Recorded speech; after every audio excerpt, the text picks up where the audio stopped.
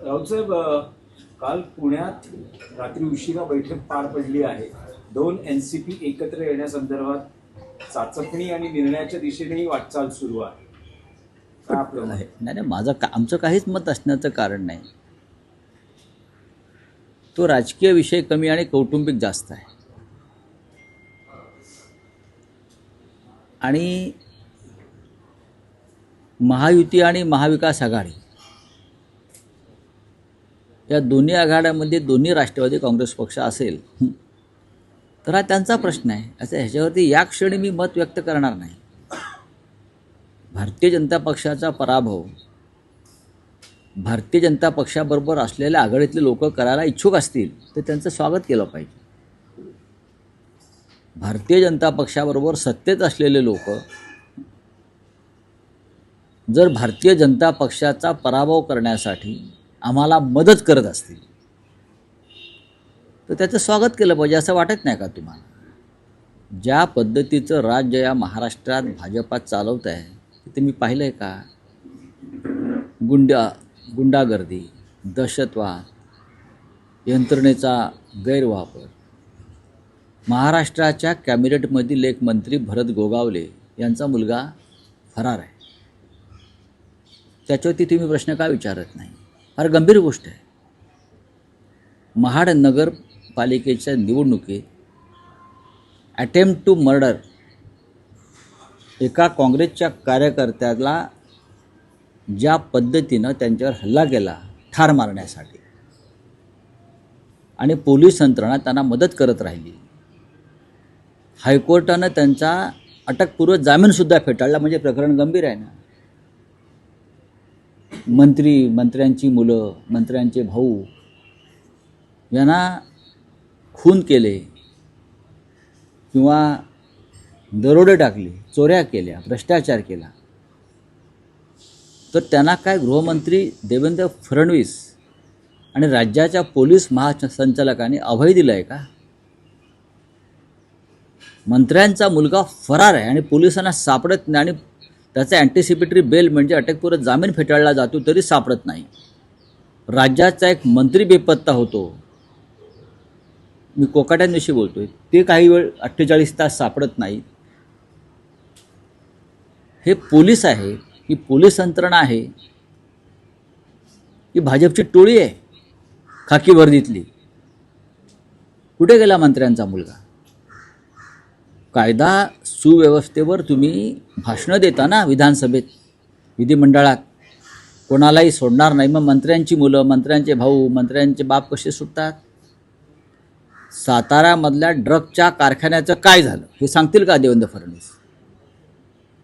त्यातले खरे सूत्रधार कोण आहेत हे देवेंद्र फडणवीसांना माहिती आहे. पण संबंधित मंत्री हे देवेंद्र फडणवीस यांच्यासमोर गुडघ्यावर बसले जवळजवळ. आणि देवेंद्र फडणवीस यांनी या ड्रग्सच्या कारखान्याच्या सूत्रधारांना अभय दिलं. एकनाथ शिंदे यांच्याच भावाचा आहे नाही ती जागा, त्यांना माहीत नाही.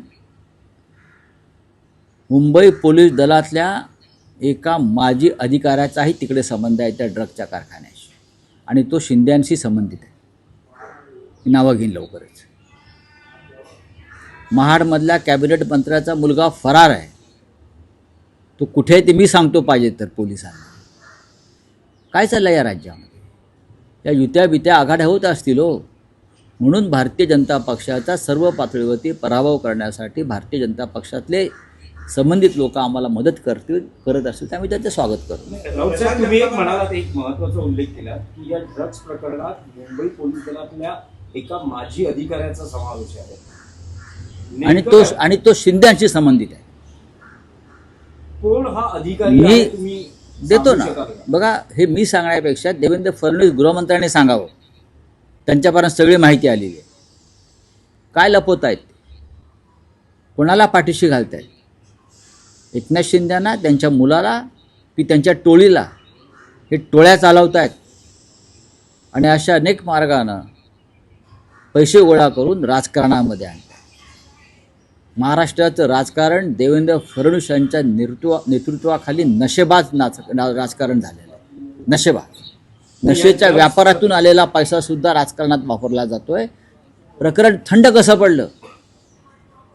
इतकं गंभीर प्रकरण.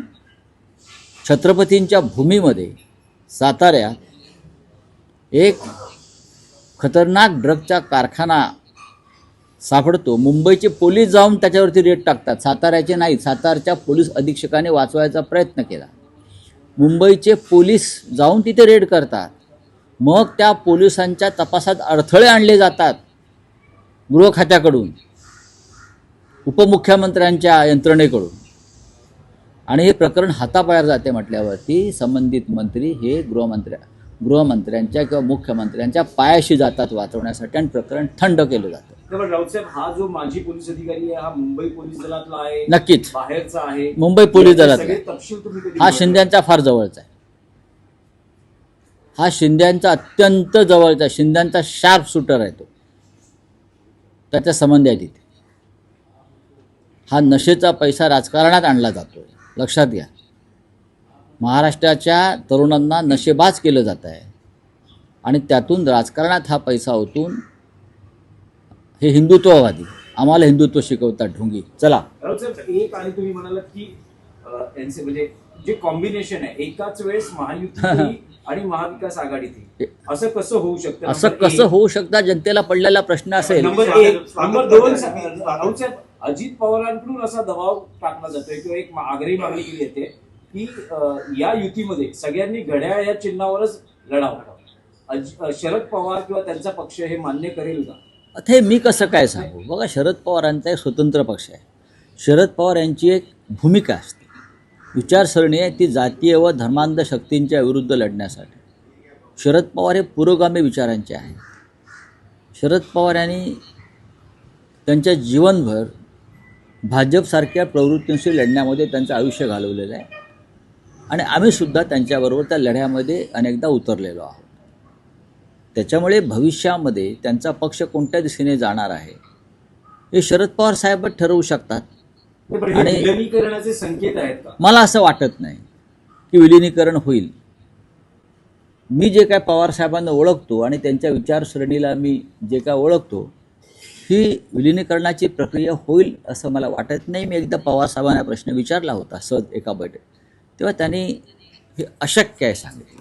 अजित पवारांच्या राष्ट्रवादीला महायुतीमध्ये मुंबईत घेतलं जात नाही.